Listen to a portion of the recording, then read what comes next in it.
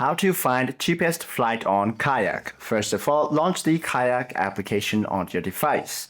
Now, all you have to do is go ahead and type in your destination in this to option. Now, within this date range, make sure that you select the flexible date matrix.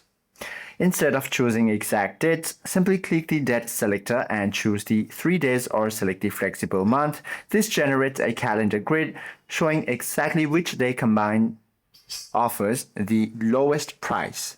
Now, once you select this option, all you have to do is go ahead and tap apply. Now select your baggage options as well as your cabin class and simply search it up. You should be able to find all the discounted prices just like this.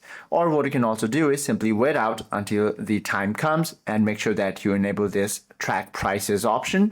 So whenever there is price drop, you will get the alert. Hope this video helps you out a lot. If you have any questions or queries, do comment down below.